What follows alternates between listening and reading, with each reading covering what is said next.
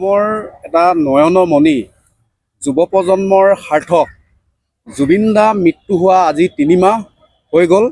আজি পৰ্যন্ত চৰকাৰে জুবিন গাৰ্গৰ যিটো ৰহস্যজনক মৃত্যু, সেই মৃত্যু আজি তাৰিখলৈকে কোনো ন্যায় প্ৰদান কৰা নাই। আচলতে ইয়াত কি ৰহস্য আছে সেই কথাটো আমি আচলতে বুজি পোৱা নাই। সেইটো কাৰণতে আজি সমগ্ৰ অসমত যুৱ কংগ্ৰেছৰ উদ্যোগত অন্বেষণৰ কাৰ্যসূচী আমি ৰূপায়ণ কৰিছোঁ যে জুবিন গাৰ্গক অতি শীঘ্ৰেই ন্যায় প্ৰদান কৰিব লাগে। আচলতে ছিংগাপুৰত জুবিন গাৰ্গক কেনেদৰে পৰিকল্পিতভাৱে হত্যা কৰা হৈছিল তাৰ বিচাৰ লাগে। মুখ্যমন্ত্ৰীয়ে কেৱল মাত্ৰ জুবিন দাৰ নামত তেওঁ কেৱল মাত্ৰ ৰাজনীতি কৰি আছে। আমি ৰাজনীতি কৰি থকা আমি দেখিছোঁ। গতিকে আচলতে মুখ্যমন্ত্ৰীয়ে আমাৰ জুবিন দাক আচলতে তেওঁ ন্যায় দিব বিচাৰে নে নিবিচাৰে স্পষ্ট কৰি দিব লাগে। তেওঁ বিধানসভাৰ চৌহদত কৈছে যে এজনে হত্যা কৰিছে, আন কেইজনমানে সহযোগ কৰিছে। তাৰ পিছতো এজন মুখ্যমন্ত্ৰীয়ে যে সেই গোটেই বিষয়টো ৰাজনীতি কৰি পেলাই ন্যায় প্ৰদান কৰা নাই। আচলতে এই কথাটো আচলতে কি হৈ আছে, অসমবাসীয়ে বিচাৰিছে, আমি যুৱ প্ৰজন্মই বিচাৰিছোঁ যে জুবিন দাক ন্যায় প্ৰদান লাগে। জুবিন দাৰ যি ৰহস্যভাৱে মৃত্যু হৈছিল বা পৰিকল্পিতভাৱে হত্যা কৰা হৈছিল, তাক আমাৰ ন্যায় প্ৰদান লাগে। দোষীক কয়াত্ত কৰি আচলতে দোষীক যেনেদৰে শাস্তিমূলক ব্যৱস্থা কৰিব লাগে, সেই দোষীক শাস্তি প্ৰদান কৰিব লাগে। যে যিজন শ্যামকানু মহন্ত, সিদ্ধাৰ্থ শৰ্মা, শেখৰজ্যোতি গোস্বামী, এখেতসকলক আচলতে জেলৰ পৰা উলিয়াই উপযুক্ত তেওঁলোকক কঠোৰ শাস্তি প্ৰদান কৰিব লাগিব। অন্যথা আমাৰ যুৱকসকলৰ এই সংগ্ৰাম চলি থাকিব, যুৱ কংগ্ৰেছৰ এই সংগ্ৰাম চলি থাকিব অনাদি অনন্ত কাললৈকে। জুবিন দাৰ ন্যায় নোপোৱালৈকে আমি এই কাৰ্যসূচী চলাই যাম। অসমৰ অকল যুৱ প্ৰজন্মই নহয়, অসমবাসীৰ ইয়াৰ আমতো জুবিন গাৰ্গ আজি ৰহস্যজনকভাৱে মৃত্যু হোৱা ৩ মাহ অতিক্ৰম কৰিছে। আৰু আমি এইদৰে জুবিন গাৰ্গৰ মৃত্যুৰ ন্যায় বিচাৰি পেলাই অন্বেষণ কৰিবলগীয়া হোৱাটো, আন্দোলন কৰিবলগীয়া হোৱাটো অতি পৰিতাপৰ কথা। তো যিজন মুখ্যমন্ত্ৰীয়ে তেখেতৰ শাসনকালত সাধাৰণ এটা অপৰাধীক বুলডোজাৰ চলাই তেখেতৰ ঘৰ ভাঙি দিব পাৰে, আৰক্ষী প্ৰশাসনে তেওঁলোকক এনকাউণ্টাৰ কৰিব পাৰে, তেনেকুৱা এখন চৰকাৰে আমাৰ অসমৰ হিয়াৰ আমঠু ভাৰতবৰ্ষৰ, অকল ভাৰতবৰ্ষৰে নহয় বিশ্বৰ এজন অতি উচ্চ স্তৰৰ শিল্পীক মৃত্যু হোৱাটো, ৰহস্যজনকভাৱে মৃত্যু হোৱাটো বা হত্যা কৰাটো আজি ন্যায় পোৱা নাই অসমবাসীয়ে। তো গতিকে সমগ্ৰ অসমবাসীয়ে, ভাৰতবাসীয়ে এই চৰকাৰখনলৈ চাই আছে যে তেখেতসকলে যি ৰাজনীতি কৰি আছে জুবিন গাৰ্গৰ মৃত্যুত, এই কথাটো অসমৰ প্ৰতিজন মানুহে বুজি পাইছে আচলতে।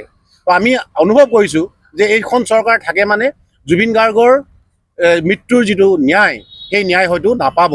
তো গতিকে যেতিয়ালৈকে জুবিন গাৰ্গৰ মৃত্যুৰ ন্যায় আমি নাপাম, তেতিয়ালৈকে অসমবাসীয়ে কেতিয়াও ক্ষান্ত নহ'ব। আৰু যেতিয়ালৈকে জুবিন গাৰ্গৰ মৃত্যুৰ ন্যায় নিদিব, তেতিয়ালৈকে গোটেই অসমেই আন্দোলন কৰি গৈ থাকিব। আৰু আমাক জুবিন গাৰ্গৰ যিটো মৃত্যু, ছিংগাপুৰত মৃত্যু হৈছে, ৰহস্যজনক মৃত্যু হৈছে, আমাৰ মুখ্যমন্ত্ৰী ডাঙৰীয়াৰ মতে পৰিকল্পিতভাৱে হত্যা কৰা হৈছে। তো গতিকে এই হত্যাকাৰীসকলক যেতিয়ালৈকে কঠোৰৰ পৰা কঠোৰতম শাস্তি নিবিহিব, তেতিয়ালৈকে অসমবাসী ক্ষান্ত নহ'ব। আৰু আমাৰ কংগ্ৰেছ দলটোৱেও কেতিয়াও ক্ষান্ত নহ'ব। আমি আন্দোলন অনাদি অনন্ত কাললৈকে আমি চলাই গৈ থাকিম। সমষ্টি যুৱ কংগ্ৰেছ, ডিগবৈ ব্লক কংগ্ৰেছৰ উদ্যোগত আৰু তিনিচুকীয়া জিলা কংগ্ৰেছৰ সহযোগত আজি জুবিন গাৰ্গৰ ন্যায়ৰ দাবীত আজি অন্বেষণ কাৰ্যসূচী লোৱা হৈছে। আৰু জুবিন দা হ'ল অসমৰ শিল্পী, এই নহয় মহাশিল্পী। আৰু শিল্পীজনক এনেকুৱা ধৰণৰ অত্যাচাৰ কৰি তেখেতক মাৰ্ডাৰ কৰা হৈছে, তাক আমাৰ ন্যায় বিচাৰ লাগে। আৰু মই ভাবোঁ এই ন্যায় কেতিয়াও নহয়, কাৰণ জুবিন গাৰ্গৰ হত্যাত এই চৰকাৰখনে জড়িত হৈ আছে। কাৰণ যদি ফাঁচিও দিবলগীয়া হয়, এইটো ফাঁচিও দিব নোৱাৰে। কাৰণ ফাঁচি দিয়া টাইমত এটা টাইম থাকে, যেতিয়া ফাঁচি লগায় তেতিয়া মনৰ কথাখিনি ক'বৰ কাৰণে এটা টাইম দিয়ে। গতিকে সেইটো টাইমত হয়তো হত্যাকাৰীয়ে এনেও মৰিবই, তো মৰিব টাইমত তেখেতে হয়তো কৈ দিব এই চৰকাৰৰ মুখ্যমন্ত্ৰী এটা জড়িত আছিল। গতিকে মই ভাবোঁ এইখন ন্যায় আমি কেতিয়াও নাপাওঁ। আমাৰ অসম তথা ভাৰতবৰ্ষৰ এই ন্যায় নাপায়। কাৰণ ইটো সিটো কৰি পেলাই চৰকাৰখনে কিবা কিবি কৰি পাৰ কৰাব বিচাৰিছে।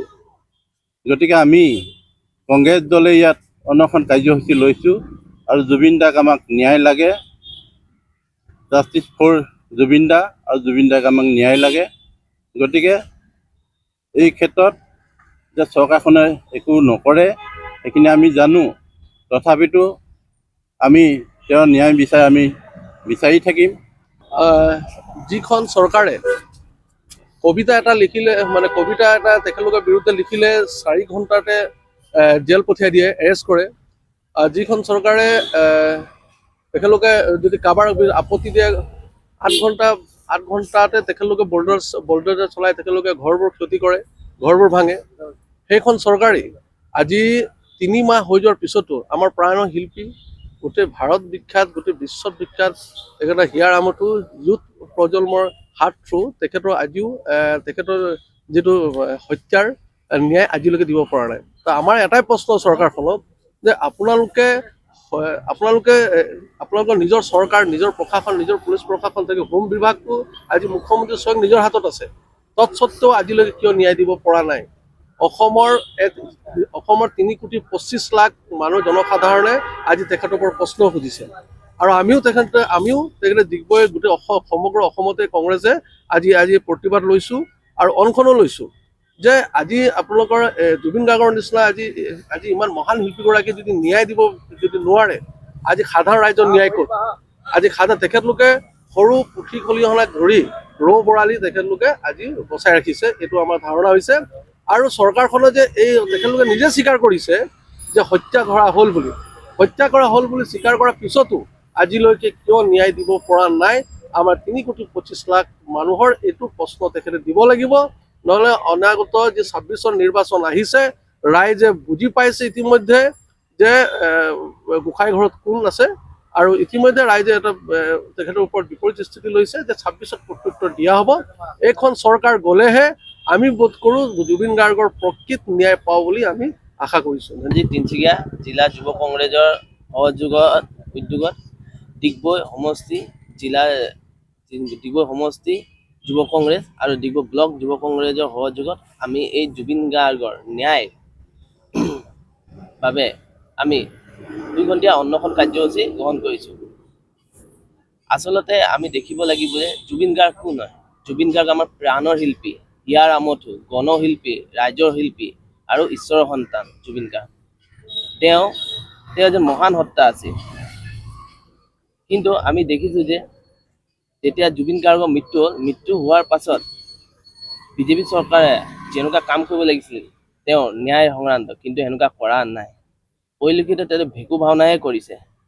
কেলে কি জুবিন গাৰ্গক যদি ন্যায় নিদিয়ে, আৰু এতিয়া এইটো সময়ত আমি যোন যুৱ কংগ্ৰেছে মিলি আগন্তুক সময়ত যুৱ কংগ্ৰেছে ইয়াৰ পৰা ডাঙৰ আৰু কাৰ্যসূচী গ্ৰহণ কৰে। আপোনালোকে দেখিছে ইতিমধ্যে যুৱ কংগ্ৰেছৰ অসমৰ বিভিন্ন ৰাজ্যত শদিয়াৰ হওক বা উজনিৰ পিনে হওক বা নামনি পিনে বিভিন্ন কাৰ্যসূচী লৈছে। তাৰ ফলত আৰু ভৱিষ্যতে আৰু প্ৰতিবাদ কৰিব যদি নিদিয়ে জুবিন গাৰ্গ। আগন্তুক বিধানসভাতো নিৰ্বাচন চলি আছে, তাৰ বাবে তেওঁলোকে প্ৰস্তুত থাকিব লাগিব।